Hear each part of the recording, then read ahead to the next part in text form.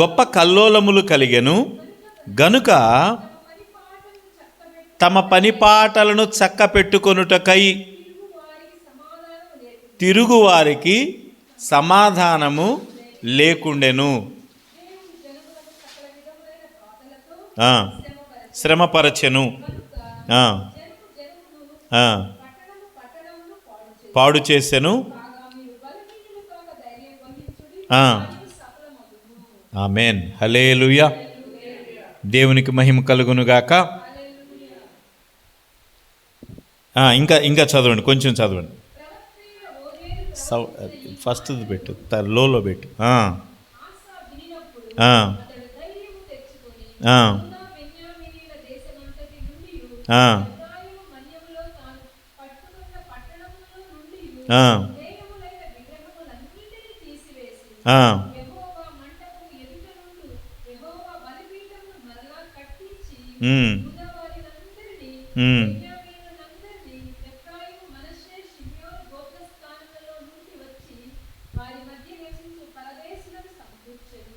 ఆమేన్.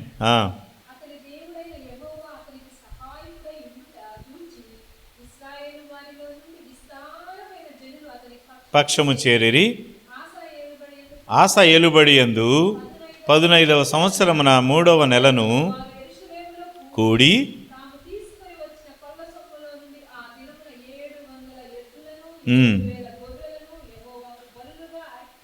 అర్పించి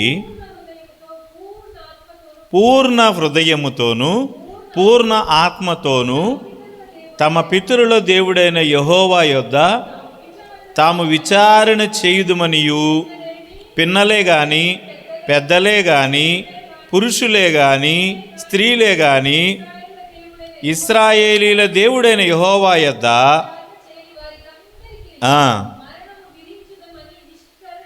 నిష్కర్ష చేసుకొనిరి.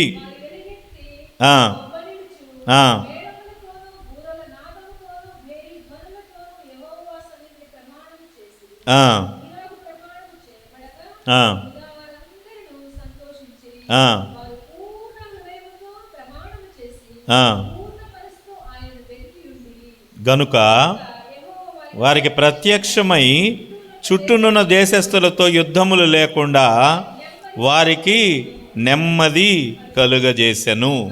చాలు చాలు చాలు. హల్లెలూయా. చాలా లోతైన వాక్యము ఈ యొక్క వాక్యం. మొట్టమొదట మనం చూసాం, ఈ ఆస ఎవరు? ఆస రాజు ఎవరు?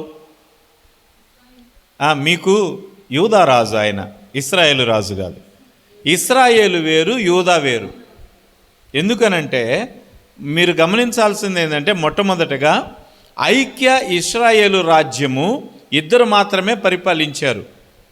మొట్టమొదట ఐక్య ఇశ్రాయేలు రాజ్యము అందరినీ కూడా పాలించిన వాడు సౌలైతే, తర్వాత యూదా బెన్యామీను గోత్రాలని మొట్టమొదట దావీదు పరిపాలించాడు.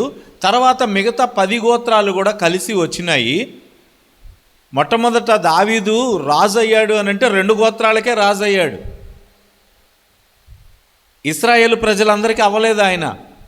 ఆయన మొట్టమొదట పరిపాలించినప్పుడు ఆయన 7.5 సంవత్సరాలు యూదా వారి మీద రాజుగా ఉన్నాడు. తర్వాత ఐక్య ఇశ్రాయేలు రాజుగా 12 గోత్రాలని 33.5 సంవత్సరాలు ఆయన పరిపాలించాడు. ఇప్పుడు అందరినీ పరిపాలించిన వాడు మొట్టమొదటి వాడు సౌలైతే, రెండవ వాడు దావీదైతే, మూడవ వాడు ఆయన కుమారుడైన సొలొమోను. ఈ ముగ్గురు కూడా ఈ 12 గోత్రాలని పరిపాలించారు. అయితే ఇప్పుడు ఆయన కుమారుడైన సొలొమోను కుమారుడైన రెహబాము వచ్చాడు. ఈ రెహబాము వచ్చిన తర్వాత మరలా రాజ్యము చీలిపోయింది. రాజ్యము చీలిపోవడానికి కారణం ఏంటంటే, అందరూ కూడా జనులు వచ్చి ఇదిగో వీళ్ళందరినీ పరిపాలించాలంటే ఏం చేయాలి అని పెద్దవాళ్ళని అడిగినప్పుడు వాళ్ళు అన్నారు, ఇదిగో కాడి తేలిక చెయ్యి వాళ్ళది, వాళ్ళని వెట్టి చాకిరికి వినియోగించొద్దు, లేదా వాళ్ళకి మీద బరువు భారం పెట్టొద్దు, పన్నుల భారం పెట్టొద్దు అని వేడుకుంటే, అతనితో కూడా స్నేహితులైన యవనస్తులు కొంతమంది ఏం చెప్పారంటే, నువ్వు వాళ్ళని ఇంకా బాగా హింసించు, ఇంకా కూడా నీ అధికారాన్ని తెలిసేటట్టుగా వాళ్ళ మీద భారం పెట్టు అన్నప్పుడు యవనస్తుల మాట నచ్చింది, కానీ రెహబాముకి పెద్దల మాట నచ్చల. అప్పుడేం చేశాడంటే యవనస్తుల మాటని అంగీకరించినప్పుడు దేవుడు ఏం చేశాడనంటే యెరోబాముకి అధికారం ఇచ్చాడు. యెరోబాముకి అధికారం ఇచ్చాడు. ఈ యెరోబాము 10 గోత్రాలు ఇశ్రాయేలీలు వెళ్ళిపోయారు. ఈ 2 గోత్రాలు మాత్రమే ఈ యొక్క రెహబాము పరిపాలించాడు. ఈ రెహబాము దగ్గర నుంచి ఇంక వేరైపోయింది. ఇక చివరి దాకా ఇక కలవలేదు. ఇశ్రాయేలీలకి రాజు వేరుగా ఉన్నాడు, అలాగే యూదా వారికి రాజు వేరుగా ఉన్నాడు. వీళ్ళందరిది చాలా పెద్ద చరిత్రలు ఉన్నాయి. ఈ మధ్యలో ఇశ్రాయేలు వారికి రాజు లేకపోవటం వలన అహాబుకి కుమారులు లేనప్పుడు, అంటే వాళ్ళ కుమారులు ఇంకా రాజ్యాధికారానికి రాలేనప్పుడు యూదా రాజుతోటి వియ్యమొందాడు. కాబట్టి యూదా రాజు యొక్క కుమారుల్నే ఇశ్రాయేలు రాజుగా కూడా చేయటం జరుగుతుంది. అంత మాత్రం చేత వారి యొక్క తరాలన్నీ కూడా మరలా రాజ్యాధికారం ఏలలా. యూదా రాజ్యం ఎలా ఉంటుందనంటే దావీదు తర్వాత సొలొమోను, రెహబాము, అబియా, ఆసా, ఇలాగ వరుసగా ఉంటుంది. ఈ యొక్క వృత్తాంతం మనం మత్తయి సువార్తలో కూడా చూడొచ్చు. యేసుక్రీస్తు ప్రభు వంశావళిలో వీళ్ళందరూ ఉంటారు. ఇప్పుడు ఈయన ఈ రెహబాము తర్వాత రెహబాము కుమారుడు అబియా. ఈ అబియా అనే ఆయన తర్వాత ఆసా వస్తాడు. హల్లెలూయా. అంటే కొంచెం మీకు బ్యాక్గ్రౌండ్లో అసలు ఈయన ఎవరు అని తెలియటానికి నేను ఈ కొంచెం మాటలు చెప్పాను. ఈ ఆసా అనే అతను వచ్చాడు. ఈ ఆసా కూడా వాస్తవానికి చాలా నీతి కలిగిన వాడే. ఇతని కాలంలో 40 సంవత్సరములు దేశము నెమ్మది పొందెను. 40 సంవత్సరాలు. వాస్తవానికి మీరు గమనించండి, దావీదు కానీ సొలొమోను కానీ ఈయన ఆసా కానీ చాలామంది 40 సంవత్సరాలు పరిపాలిస్తారు. ఈ 40 అనేది ఒక ప్రాముఖ్యమైన సంఖ్య బైబిల్లో. 12 అనే సంఖ్య, 7 అనే సంఖ్య, అలాగే 40 అనే సంఖ్య, 70 అనే సంఖ్య, ఇవి అన్నీ కూడా 3 అనే సంఖ్య, ఇవన్నీ కూడా కొన్ని ప్రత్యేకతలు కలిగి ఉన్నాయి. 40 రోజులు, అలాగే లెంట్ డేసు. ఈ 40 రోజులు అనేది చాలా ప్రాముఖ్యం. 40 సంవత్సరాలు అనేది ప్రాముఖ్యం. యేసుక్రీస్తు ప్రభువు కూడా 40 రోజులు అరణ్యములో, తెలుసు కదా మనకి, శ్రమ పొందటానికి ఆయన నియమించబడ్డాడు. అక్కడ ఉపవాసం 40 రోజులు చేశాడు. ఈయన కాలంలో 40 సంవత్సరాలు నెమ్మదిగా ఉంది. అయితే మొట్టమొదట ఈ ఆసా ఏం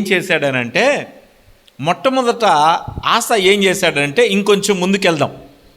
14వ అధ్యాయంలోకి చూస్తే, అబియా తన పితరులతో కూడా నిద్రింపగా జనులు అతనిని దావీదు పట్టణమందు పాతిపెట్టరి. అతనికి బదులుగా అతని కుమారుడైన ఆసా రాజాయను. ఇతని దినములలో దేశము 10 సంవత్సరములు నెమ్మది పొందెను.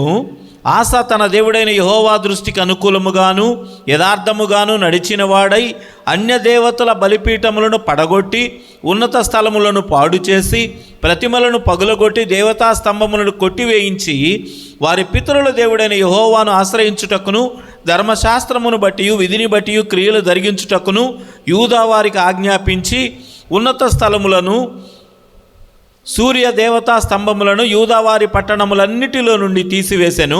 అతని ఏలుబడి యందు రాజ్యము నెమ్మదిగా ఉండెను. ఆ సంవత్సరములలో అతనికి యుద్ధంలో లేకపోవడం చేత దేశంలో నెమ్మది కలిగి ఉండెను. యెహోవా అతనికి విశ్రాంతి దయచేసి ఉండగా అతడు యూదా దేశమున ప్రాకారములు గల పట్టణములు కట్టించెను. తర్వాత అతడు యూదా వారికి ఇలాగ ప్రకటన చేసెను, మన దేవుడైన యెహోవాను మనం ఆశ్రయించినందున ఆయన మన చుట్టూను నెమ్మది కలుగజేసి ఉన్నాడు. ఈ వృత్తాంతమంతా మీరు చూస్తారు. తర్వాత ఇక్కడ చూడండి 9వ వచనములో, కూషీయుడైన జరహు వారి మీద దండెత్తి 1000 సైన్యమును రథములను కూర్చుకొని ఆ, ఆ, ఆ, ఆ, ఆ.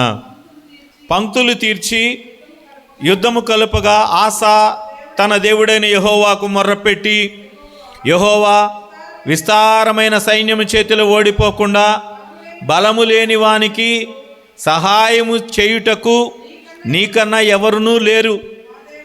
మా దేవా యెహోవా, మాకు సహాయము చేయుము, నిన్నే నమ్ముకొని ఉన్నాము. ఆ, నీవే మా దేవుడవు, నరమాత్రులను నీ పైని జయమొందనీయకుము అని ప్రార్థింపగా యెహోవా ఆ కూషీయులను ఆసా ఎదుటను యూదావారి ఎదుటను నిలువనీయక వారిని ముత్తినందున వారు పారిపోయిరి.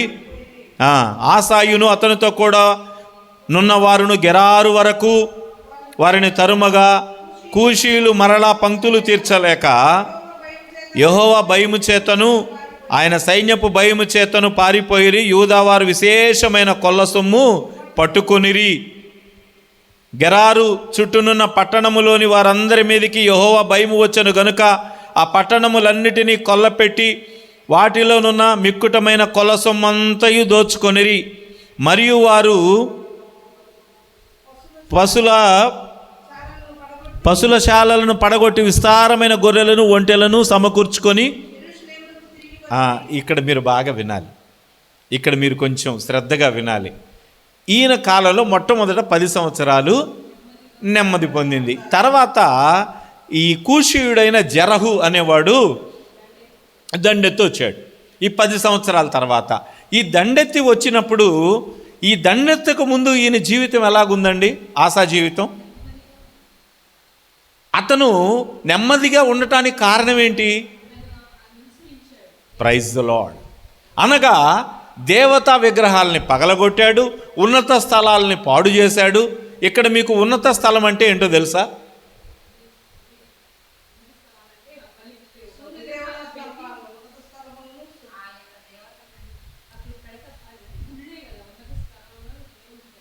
మీరు చెప్పింది కరెక్టే, దగ్గరికి వచ్చారు. కాకపోతే ఎగ్జాక్ట్గా ఏంటి అని అంటే, ఏదైతే ఆ రోజున దేవతల విగ్రహాలను పెట్టి వాటికి బలి అర్పించేవాళ్ళు వాటిని ఉన్నత స్థలములు అని పేరు పెట్టారు. అంటే మన దేవుడైన యెహోవాకి కాదండి, అన్య దేవతల విగ్రహాలని ఎక్కడైతే కొండల మీద పెట్టి ఒక ఎత్తైన ప్రాంతంలో పెట్టి అక్కడ బలి అర్పించేవాళ్ళు ఆ స్థలాలని ఉన్నత స్థలములు అని పిలిచేవాళ్ళు.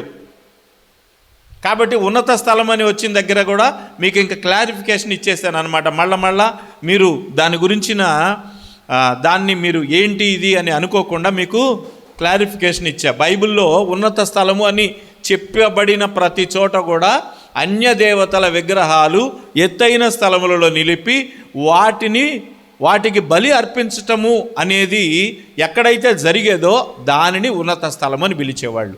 ఈయనేం చేశాడంటే ఈ ఉన్నత స్థలాల్ని పడగొట్టాడు, సూర్యదేవత విగ్రహాలని పడగొట్టాడు, అన్నిటినీ అంటే విగ్రహాలకి సంబంధించిన వాటన్నిటినీ పాడు చేశాడు. దేవునికి స్తోత్రం కలుగును గాక. హల్లెలూయా. అన్నిటినీ పాడు చేసిన తర్వాత ఇది ఎప్పుడైతే అతను ఏలుబడిలోకి రాగానే చేశాడో అప్పుడు దేశము నెమ్మది పొందింది కదా. నెమ్మది పొందిన తర్వాత ఇంకొంచెం ముందుకెళ్ళిన తర్వాత ఒక జరహు అనేవాడు కూషీయుడు అతని మీదకి దండెత్తి వచ్చాడు. ఇప్పుడు ఈయన బాగా దైవత్వంలో ఉన్నాడు కాబట్టి, ఇప్పటి వరకు కూడా దేవుడే గొప్ప వ్యక్తి అని నమ్ముతున్నాడు కాబట్టి అతను ఏం చేశాడనంటే వెంటనే ఆసా దేవుని దగ్గరికి పోయి విచారణ చేసి ఏమంటున్నాడు? వాళ్ళు 1000 మంది అంటే ఎంతమంది? 1000 అంటే ఎంత? 1,00,000 మంది. 1,00,000 మంది సైన్యము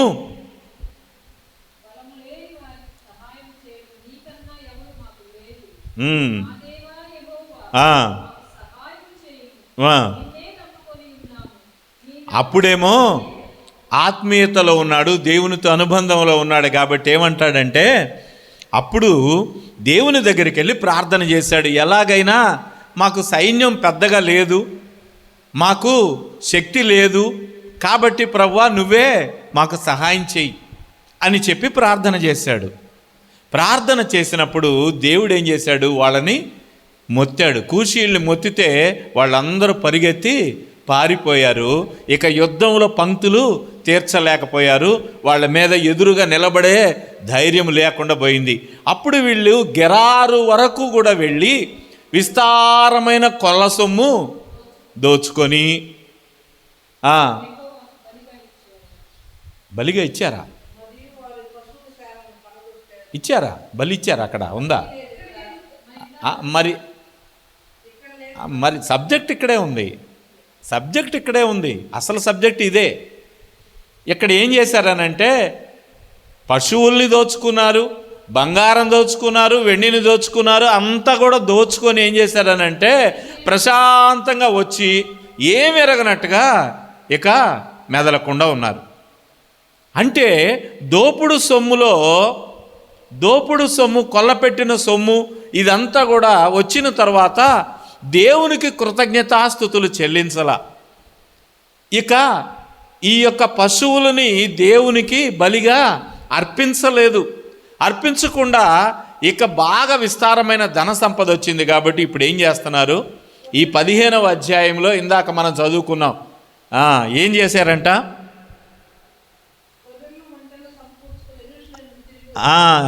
ఒక కరెక్ట్ మాట చెప్తున్నాడు ఇక్కడ చూడండి. ఒక్క నిమిషం, అక్కడ కాదు,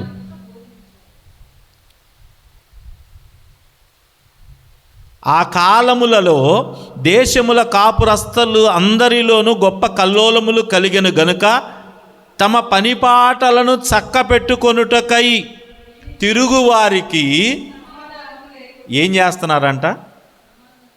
ఏం చేస్తున్నారు? తమ పనిపాటలను చక్కబెట్టుకుంటున్నారు. అది అసలు సబ్జెక్ట్ అది. అంటే దేవుడు వారికి విజయము కలుగజేసిన తర్వాత, దేవుడు వారికి రక్షణ కలుగజేసిన తర్వాత, వారికి శక్తికి మించిన పని దేవుడు వారికి సహాయము చేయటం వల్ల కలిగినందున వారు కృతజ్ఞతాస్తుతి చెల్లించలేదు, లేదా దేవునికి కృతజ్ఞులై ఉండలేదు, కొల్ల సొమ్ము దేవుని సన్నిధిలోకి తీసుకెళ్ళలేదు, దేవుడు చెప్పినట్టుగా వాళ్ళు చేయలేదు. చేయనందువలన దేవుని యొక్క కోపము వాళ్ళ మీదకి రగులుకుంది. ఎందుకు అనంటే ఆ కాలంలో ఇక దేవుడు కొంతకాలం చూశాడు. 10వ సంవత్సరం ఈ యొక్క 10 సంవత్సరాలు నెమ్మదిగా ఉంది వాళ్ళు చేసిన పనుల వల్ల. ఈ 10 సంవత్సరాలు దాటిన తర్వాత ఏమైంది? ఈ కూషీయులు వచ్చారు, ఈ యుద్ధంలో వాళ్ళు ఓడిపోయారు, వీళ్ళు గెలిచారు. ఇక దాని తర్వాత 4-5 సంవత్సరాలు బ్రహ్మాండంగా సెటిల్ అయిపోయి ఇక నాకు తిరుగులేదు అన్నట్టుగా ప్రశాంతంగా ఉన్నారు, ఇక ఏం మాకు సంబంధం లేదు అన్నట్టుగా. అప్పుడు ఈయన మీదకి దేవుని యొక్క ఆత్మ వచ్చింది, అప్పుడు మాట్లాడుతున్నాడు. అప్పటికి వాళ్ళ పరిస్థితి ఎలా ఉంది అని అంటే దేవునితో వారికి సమాధానము లేదు. ఇదిగో బెన్యామీనీయులారా, మీరందరూ నా మాట వినుడి, యూదావారలారా, బెన్యామీను వారలారా, మీరు యెహోవా పక్షపు వారైన ఎడల ఆయన మీ పక్షమున నుండును. అంటే వీళ్ళందరూ ఇప్పుడు యెహోవా పక్షాన లేరు. 2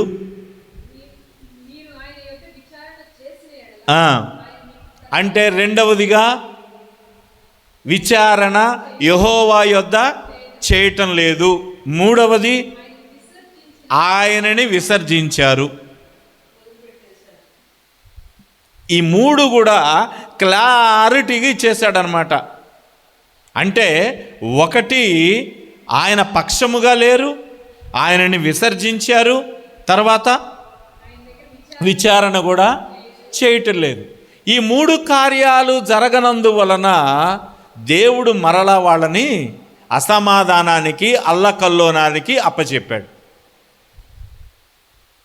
అల్లకల్లోలానికి, లేకపోతే ఆ దేశంలో నెమ్మది లేకుండా పోవటానికి, కొంత గలిబిలి కలగటానికి కారణమైంది. ఈ కారణమైనప్పుడు ఈయన వచ్చాడు, ఈ ప్రవక్త వచ్చి మాట్లాడుతున్నాడు, ఇదిగో మీకు యెహోవాతో సమాధానము లేదు, మీరు ఆయన పక్షంగా లేరు.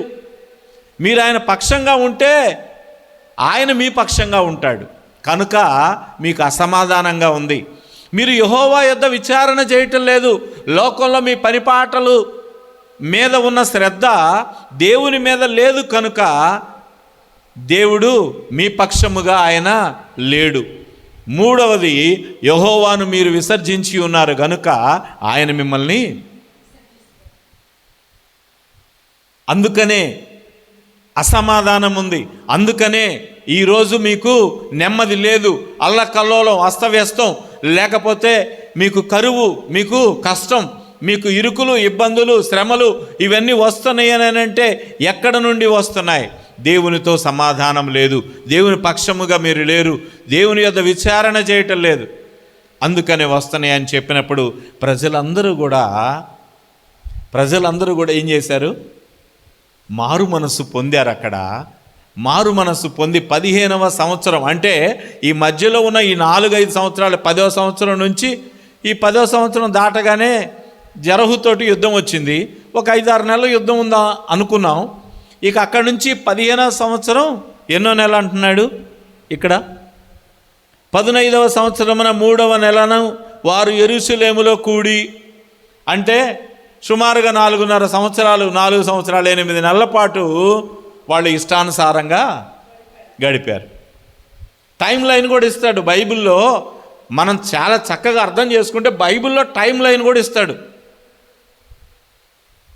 అంటే ఏ సంవత్సరం నుంచి ఏ సంవత్సరం వరకు అనేది ప్రతి ఒక్కటి కూడా ఇది పుక్కిటి పురాణాలు కాదు అని చెప్పి నేను చాలాసార్లు చెప్పాను మీకు.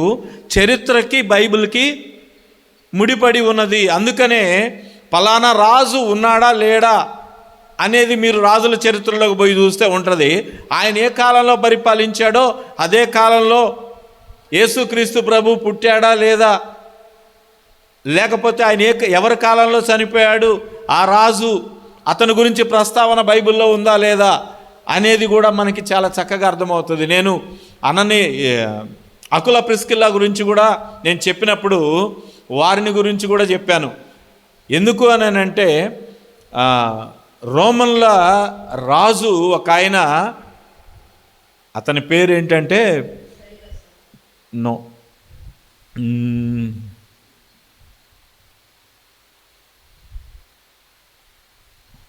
ఇప్పుడు గుర్తు రాలేదు. అతను ఏమి చేస్తాడంటే యూదులు ఎవరు కూడా రోమాలో ఉండకూడదు. క్లాడియస్ అక్కడ మనకి స్పష్టంగా బైబిల్లో ఉంది. యూదులు ఎవరు కూడా రోమాలో ఉండకూడదని లూసియా క్లౌదియా ఆజ్ఞాపించినందున వారు రోమాను విడిచిపోయిరి అంటాడు. రోమాను విడిచి వాళ్ళు ఎక్కడికి వచ్చారు అని అంటే మొట్టమొదట కొరింథీకి వచ్చారు. కొరింథీ నుంచి వాళ్ళని పౌలు గారు ఎఫెస్కి తీసుకొని రావడం జరుగుతుంది. అయితే మనం గమనిస్తాము, మరలా చివరికి పౌలు గారు రోమాకి వెళ్ళినప్పుడు ఈ రోమాలో కూడా మరలా వీళ్ళ యొక్క ఆతిథ్యాన్ని పొందాడు. ఎందుకు అని అంటే అప్పుడు క్లాడియస్ అనే ఆయన చనిపోయాడు. ఈ క్లాడియస్ చనిపోయిన తర్వాత మరలా వీళ్ళు తిరిగి రోమాకి వెళ్ళిపోయారు. వీళ్ళ యొక్క సువార్త కొరింథీలో ఉంది, ఎఫెస్సీలో ఉంది, అలాగే తిరిగి రోమాలో కూడా ఉంది. దేవునికి స్తోత్రం. 3 చోట్ల వాళ్ళు దేవుని యొక్క పని చేశారు. అకుల ప్రిస్కిల్లా అనే వాళ్ళు 3 చోట్ల దేవుని యొక్క పని చేసినట్టుగా మనం చూడగలం. చివరికి పౌలు గారు బందీ అయినప్పుడు ఆయన వారి దగ్గర ఆతిథ్యం కూడా కొన్ని రోజులు ఆ ఖైదు కాకముందు వారి దగ్గర ఆతిథ్యము పొందాడనే దానికి చరిత్ర ఆధారాలు ఉన్నాయి. దేవునికి స్తోత్రం. చెప్పండి గట్టిగా హల్లెలూయా. కనుక ఇక్కడ వీళ్ళందరూ కూడాను ఒక మారు మనస్సు పొందటానికి ఒక తీర్మానం చేసుకున్నారు. ఎవరైనా యెహోవా యొద్ద విచారణ చేయని ఎడలా వాడు నిశ్చయముగా మరణశిక్ష. హల్లెలూయా. ఇక్కడ మీరు గమనించండి, ఇప్పుడు ఏం చేస్తున్నారంట? ఆసా ఏలుబడి యందు 15వ సంవత్సరమున 3వ నెలను వారు యెరూషలేములో కూడి తాము తీసుకొని వచ్చిన కొల్ల సొమ్ములో నుండి ఆ దినమున 700 ఎద్దులను 7,000 గొర్రెలను యెహోవాకు బలులుగా అర్పించి పూర్ణ హృదయముతోనూ పూర్ణాత్మతోనూ తమ పితరుల దేవుడైన యెహోవా యొద్ద తాము విచారణ చేయుదుమనియు, పిన్నలే గాని పెద్దలే గాని పురుషులే గాని స్త్రీలే గాని ఇశ్రాయేలు దేవుడైన యెహోవా యొద్ద విచారణ చేయని వారిని అందరికీ మరణము విధించుదమనియు నిష్కర్ష చేసుకొనిరి. హల్లెలూయా, హల్లెలూయా. తర్వాత అంటాడు, వారు పూర్ణ హృదయముతో ప్రమాణము చేసి పూర్ణ మనస్సుతో ఆయనను వెదికియుండెరి గనుక యెహోవా వారికి ప్రత్యక్షమై చుట్టూనున్న దేశస్థులతో యుద్ధములు లేకుండా వారికి నెమ్మది కలుగజేసెను. తర్వాత ఇక్కడ చూస్తాం మరలా చివరి వచనం 19లో, ఆసా ఏలుబడి యందు 35వ సంవత్సరముల వరకు దేవునికి స్తోత్రం. అంటే మీకేమర్థమవుతుంది? హల్లెలూయా. ఇక్కడ మనం ఒక విషయం అర్థం చేసుకోవాలా. ఇది మన జీవితాలకి ఎలా అప్లై అవుతుందో మనం తెలుసుకోవాలి. మొట్టమొదటగా దేవుని దగ్గరికి వచ్చిన మనము దేవుణ్ణి ఒక కోరిక అడుగుతాం. దేవుణ్ణి స్వస్థత చేయమనో, లేకపోతే ఈ యొక్క నరకము నుంచి విడిపించమనో, లేకపోతే అనారోగ్యము నుంచో, లేకపోతే ఆర్థిక సంబంధమైన బాధల నుంచో విడిపించమని దేవుణ్ణి అడుగుతాం. దేవుడు మనకి కార్యం చేస్తాడా చేయడా? చేసిన తర్వాత మనం తిరిగి మరలా ఆయనకి ఏం చేయట్లేదంట. దానికి అంటే దేవుడికి మన యాటిట్యూడ్ ఎలాగుంటుంది అని అంటే, ఇక్కడే మనము అసమాధానానికి గురి అవుతున్నాం, లేదా కంఫర్టబిలిటీ ఫీల్ అవ్వలేకపోతున్నాం.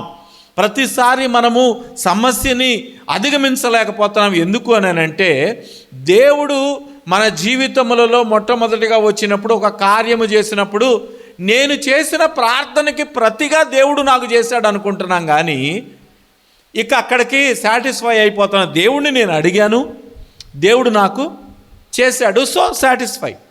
కానీ ఇక్కడ ఇంకొకటి ఉంది.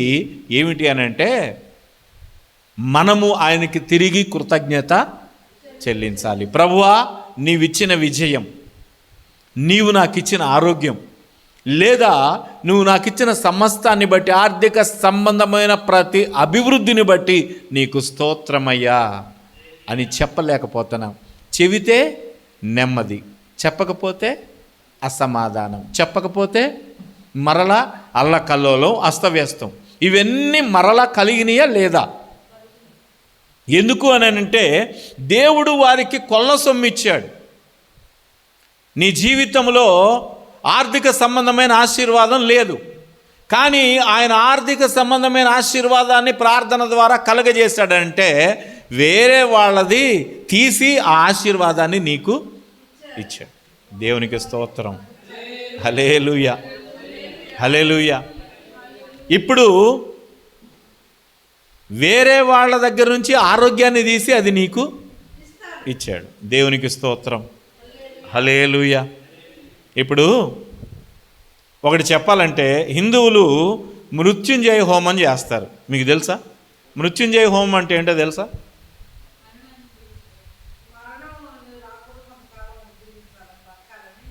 బ్రతకాలంటే ఎవరు తీసుకోవాలా?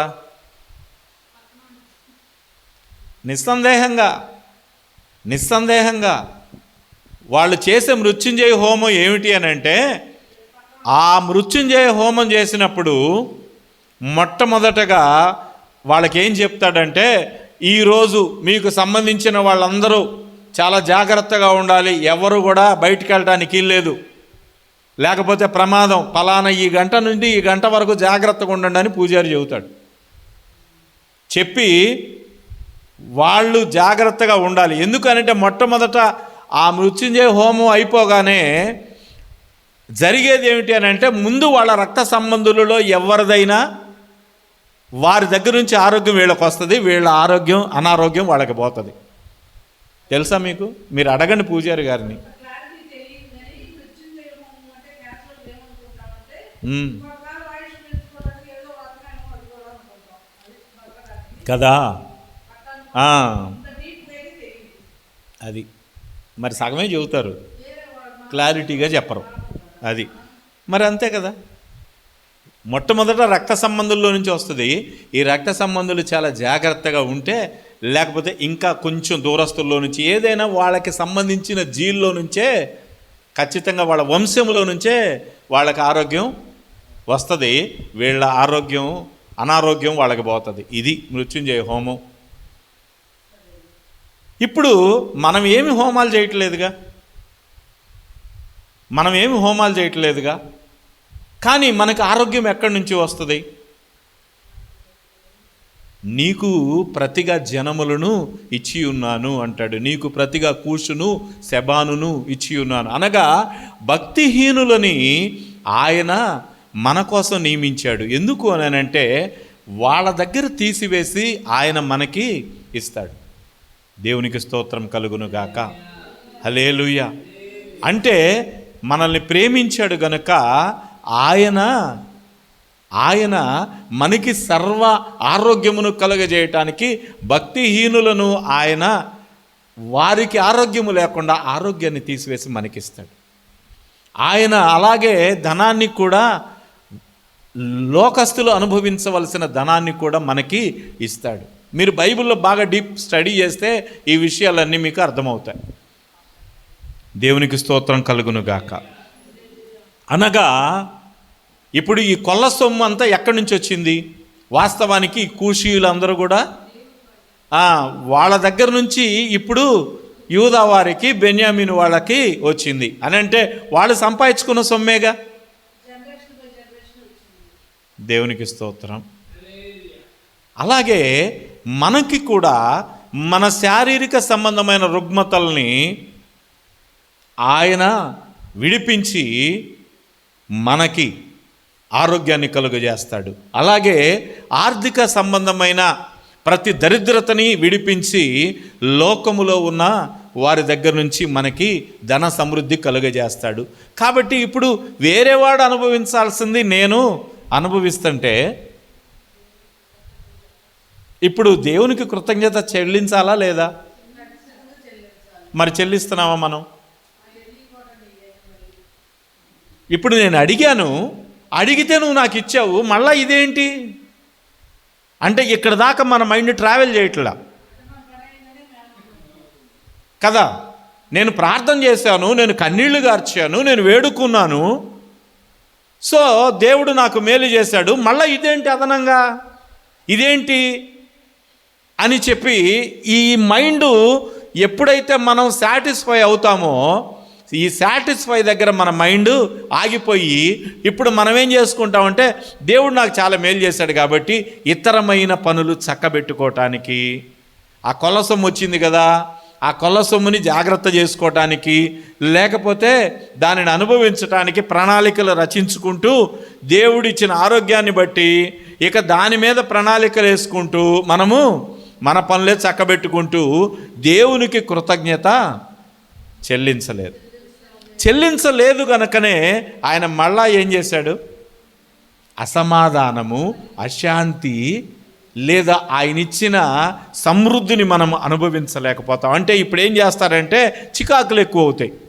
మన రక్త సంబంధులు చికాకు పెడతారు, మన చుట్టుపక్కల ఉన్నవాళ్ళు చికాకులు పెడతారు, లేదా అపవాది సంబంధమైన వాళ్ళు మనల్ని ఎలిగేట్ చేస్తూ ఉంటారు. ఈ రీతిగా లేకపోతే అనారోగ్యం వల్ల చికాకు కానీ, లేకపోతే మనసు నెమ్మది లేకపోవటం కానీ, కుటుంబంలో అశాంతి కానీ, ఇవన్నీ కూడా మరలా మన జీవితంలో వస్తాయి. మనం అనుకుంటాము దేవుడు ఆశీర్వాదాన్ని ఇస్తాడు కానీ అది అనుభవించలేకపోతున్నాను నేను, సో ఇక్కడ ఏదో ఒక నియమం పనిచేస్తుందని మరలా మనం అశాంతిగా ఉంటాం.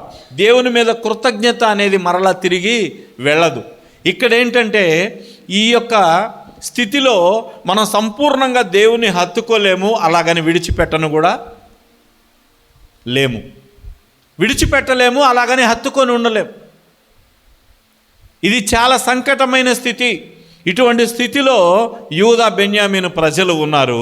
ప్రజలు ఉన్నప్పుడు దేవుని యొక్క వాక్కు వచ్చింది, అరే నాయనా, మీరు యెహోవా పక్షంగా ఉన్నామనుకుంటున్నారు కానీ నిజానికి లేరు. మీరు యెహోవా యొద్ద విచారణ చేయటం లేదు. యెహోవాను విసర్జించారు, కానీ మేము యెహోవా వారమని చెప్పుకుంటున్నారు, కానీ ఇక్కడ క్రియలు జరగల. ఎందుకంటే మీరు కృతజ్ఞత చెల్లించలేదు. దేవునికి మీరు కొల్ల సొమ్ములో నుండి ఆయనకి ఇవ్వలేదు, లేదా మీరు పశువుల్ని పట్టుకొని వచ్చారు, వాటిని బలి అర్పించలేదు అని చెప్పినప్పుడు, ఇప్పుడు ఇక్కడ ప్రజలందరూ మారు మనసు పొంది ఏం చేస్తున్నారు? తాము తెచ్చిన కొల్ల సొమ్ములో నుండి దేవునికి భాగాన్ని తీసుకొని వచ్చారు. ఇప్పుడు ఆ పశువులు తీసుకొని వచ్చిన వాటిలో నుంచి ఎన్ని వేలని అక్కడ వధించారు మీరు చూడండి. అది కూడా లెక్క రాసి ఉంది. 700 ఎద్దులను, 7,000 గొర్రెలను. హల్లెలూయా. ఇప్పుడు నిష్కర్ష చేసుకుంటున్నారు.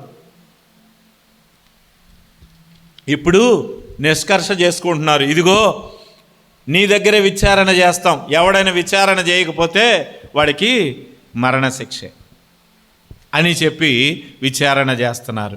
ఇవన్నీ జరిగిన తర్వాత మరలా చివరి కనుక చూస్తే 16వ అధ్యాయంలో ఈ ఆస ఇంకొకసారి ఏం చేశాడంటే, ఇక్కడ ఉంది కదా, 35వ సంవత్సరముల వరకు యుద్ధములు జరగలేదు కనుక నెమ్మదిగా ఉందని చెప్పాడు కదా. తర్వాత ఆసా ఏలుబడి యందు 36వ సంవత్సరం ఇశ్రాయేలు రాజైన బయేషా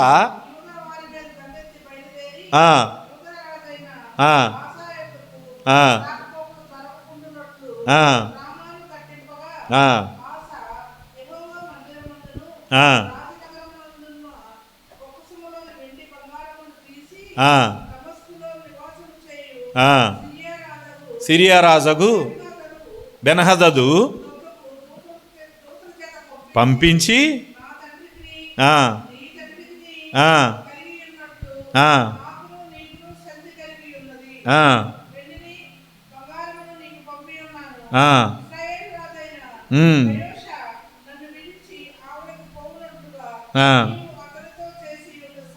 సంధిని భంగము చేయమని చేశాను.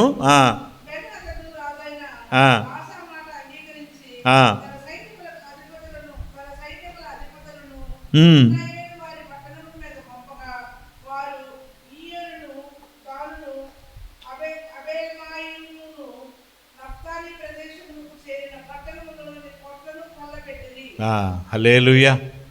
ఇక్కడ గమనించండి, ఇప్పుడు ఇంత జరిగింది కదా, ఇంత జరిగిన తర్వాత ఆస ఏం చేయాలా?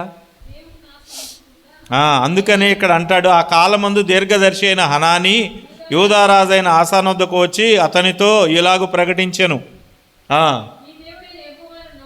నమ్ముకొనక సిరియా రాజును నమ్ముకుంటివే.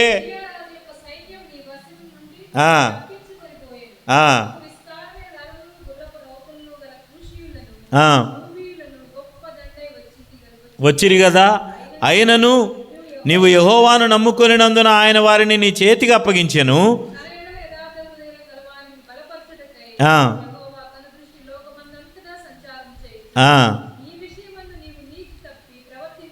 మతి తప్పి ప్రవర్తించితివి గనుక ఇది మొదలుకొని నీకు యుద్ధములే కలుగును. ఆ దీర్ఘదర్శి అట్లు ప్రకటించినందుకు ఆస అతని మీద కోపగించి రౌద్రము చూపి అతనిని బందీగృహములో వేసెను.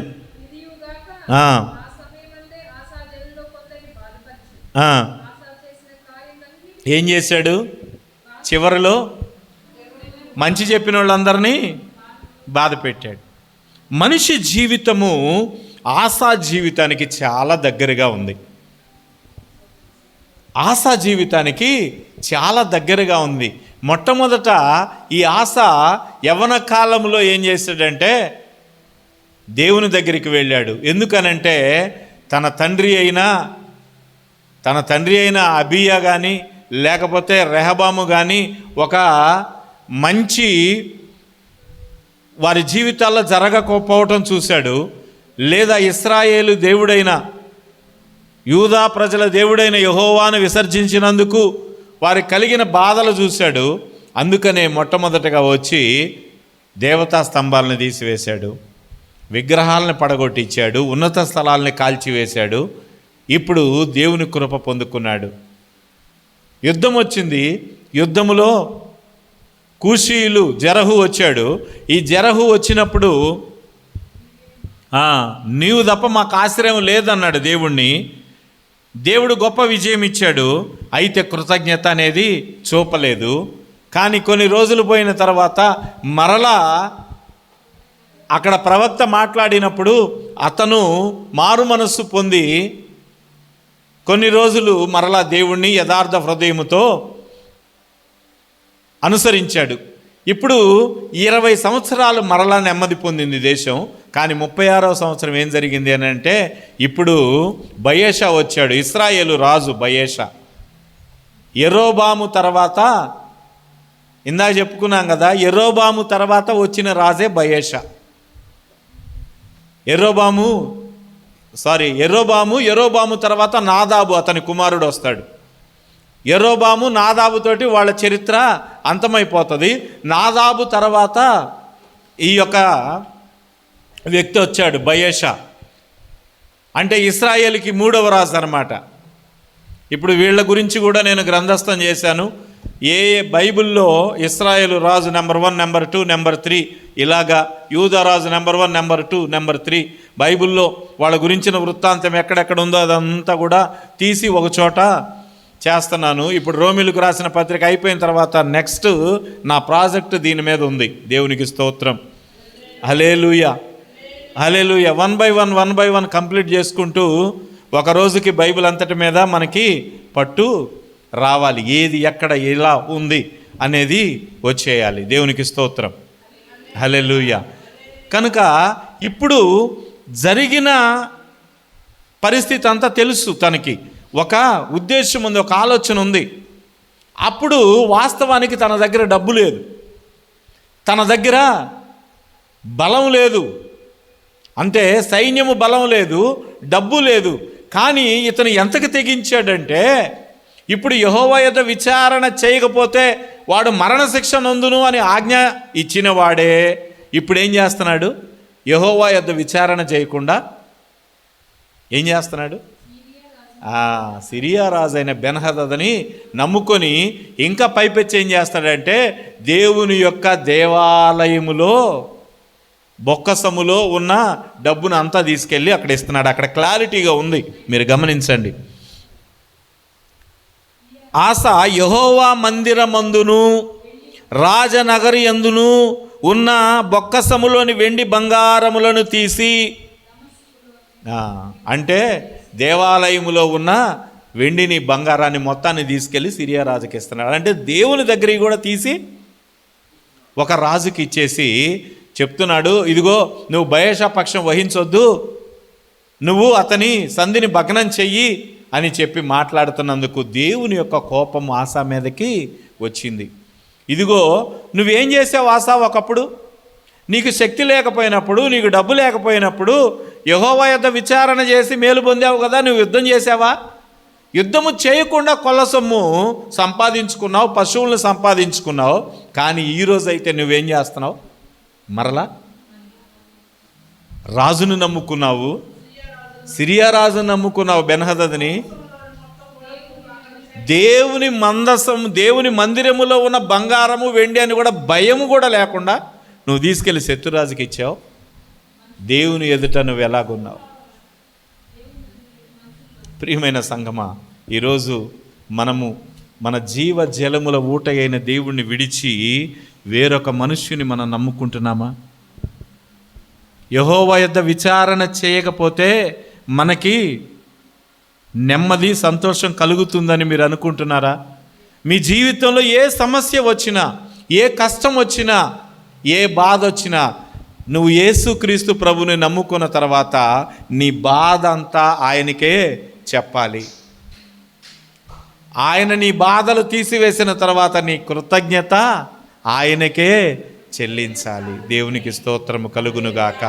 నీవు కృతజ్ఞత చెల్లిస్తే నీవు చెల్లించిన కృతజ్ఞతకి ప్రతిగా ఆయన 20 సంవత్సరాలు నెమ్మదిని అనుగ్రహించాడు ఆసాకి. మొట్టమొదట 10 సంవత్సరములు నెమ్మది అనుగ్రహించాడు, తర్వాత 5 సంవత్సరాలు నెమ్మది అనుగ్రహించాడు. తన జీవిత కాలంలో 2 యుద్ధాలు మొట్టమొదటి యుద్ధంలో విజయం పొందాడు, రెండవ యుద్ధంలో అతను మొత్తబడ్డాడు. అక్కడ ఉంది, మీరు గమనించండి. తర్వాత చూడండి, అక్కడ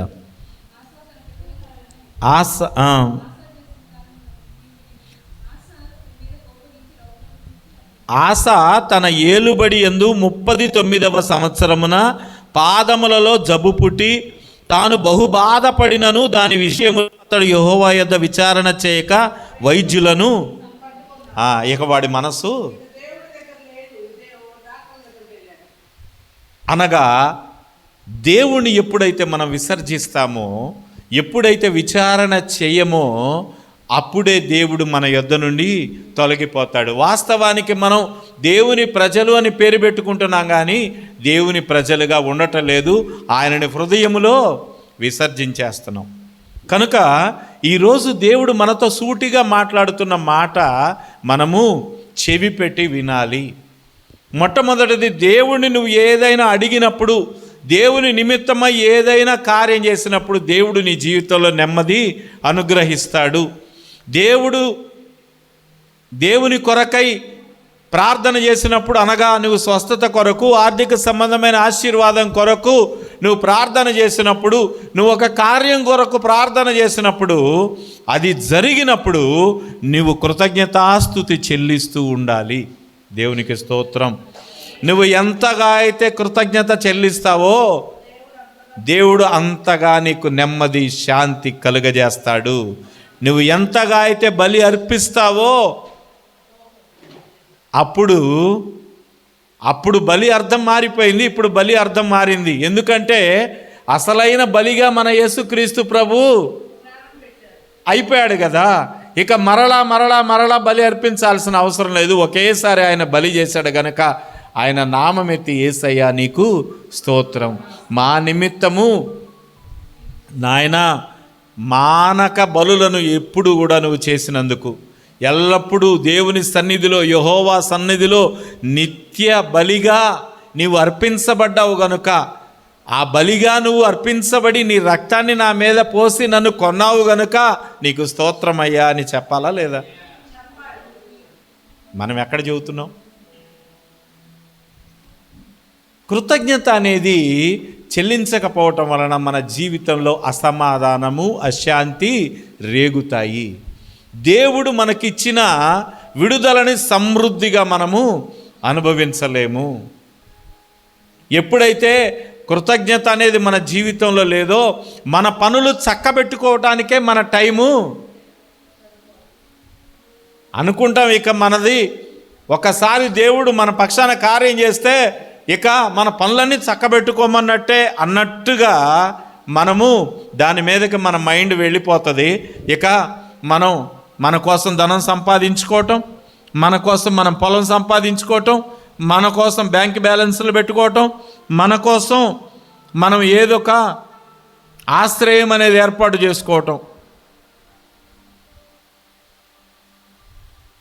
ఇటువంటివి మన జీవితాల్లో ఉన్నందువల్ల నిజానికి మనము అసమాధానంగా ఉన్నాం, అశాంతిలో ఉన్నాం, లేదా దేవుడు మన పట్ల చూపించిన కృపని సమృద్ధిగా మనం అనుభవించలేకపోతున్నాం. ప్రియమైన సంఘమా, ప్రియమైన దేవుని బిడ్డలారా, మీరు కృతజ్ఞత చెల్లించేవారిలాగా ఉండాలి. కృతజ్ఞత అనేది చాలా సమయము శాంతిని, సమాధానాన్ని మీ జీవితాల్లో కలుగజేస్తుంది. ఇక్కడ ఆశా జీవితంలో అది మందగించింది, అది లోపించింది కాబట్టే చివరికి తన పాదాల్లో జబ్బు పుట్టినా సరే ఇక అతను దేవుని దగ్గరికి వెళ్ళలేనంతగా తను మార్చబడ్డాడు. కనుక అపవాది ఒక వ్యక్తి జీవితాన్ని ఎలా నాశనం చేస్తుందో మీరు చూడండి. కృతజ్ఞత లేని హృదయము దేవుని విసర్జించమని చెబుతుంది. ఏం చేశాడులే ఆయన అని చెప్పుద్ది. ఏమంత గొప్పగా ఉందిలే నీ జీవితం అని చెప్తుంది. ఇటువంటి నీ కళ్ళ ముందుకు వచ్చినప్పుడు నువ్వు సమృద్ధిగా దేవుణ్ణి అనుసరించలేవు, సంపూర్ణంగా దేవుణ్ణి అనుసరించలేవు.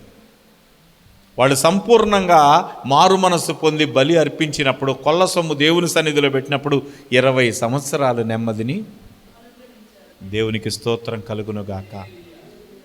మనము కూడా ఈ రోజు నుంచి చెప్పబడిన వాక్య భాగములో నుంచి మనము నీతిని నేర్చుకొని ఈరోజు ఆ ప్రవక్త ఎలాగైతే ఎవరు ఆ ప్రవక్త? మొట్టమొదటి ప్రవక్తే. హల్లెలూయా. ఆ ప్రవక్త ఏదైతే మాట్లాడాడో ఆ ప్రవక్త మాట్లాడిన మాటలను బట్టి ప్రజలు మారు మనసు పొందారు. అలాగే ఈరోజు దేవుని పక్షముగా ఉన్న నేను మీతో సూటిగా మాట్లాడుతున్నాను, ఇదే దేవుని యొక్క వాక్కు అని మీరు మీ హృదయాల్లోకి తీసుకుంటే మీరు వెంటనే దేవునికి కృతజ్ఞతాస్తుతి చెల్లించండి. ఆ రోజు వారికి ఆ వాక్కు వినపడినప్పుడు వారు వెంటనే మారు మనసు పొందారు. వారు దేవునికి ఇవ్వాల్సిందేదో ఇచ్చారు, దేవుని దగ్గర కృతజ్ఞత చెల్లించుకున్నారు. అలాగే మన మొక్కుబడులు మనం జ్ఞాపకం చేసుకోవాలి. లేదా దేవుడు మనకిచ్చిన ధన సమృద్ధిలో నుంచి దేవునికి మరలా తిరిగి ఇవ్వటం కావచ్చు, దేవునికి కృతజ్ఞత చెల్లించటం కావచ్చు. అది ఏదైనా సరే దేవునికి ఇవ్వాల్సిన దేవునికి ఇచ్చినప్పుడు మనల్ని దేవుడు సమృద్ధితో, శాంతితో, సంతోషంతో నింపుతాడు. లేకపోతే యుద్ధము వాంఛనీయం. యుద్ధం వస్తుంది. యుద్ధం వచ్చినప్పుడు మనం చేయాల్సిన పని ఏంటి? చేతులెత్తి, యెహోవా యుద్ధములు మా పక్షమున చేయువాడవు నీవే, మాకే శక్తి లేదు ప్రభువా. ఆమేన్. ఇదే యెహోవా పక్షంగా మాట్లాడటం. అంతేగాని ఈ యుద్ధాన్ని ఎలా జయించాలి అని చెప్పి మనం శత్రురాజుల్ని ఆశ్రయిస్తే ఇక్కడ డబ్బు పోయింది, బంగారం పోయింది, అన్నీ పోయినాయి. చివరికి జబ్బు వచ్చింది.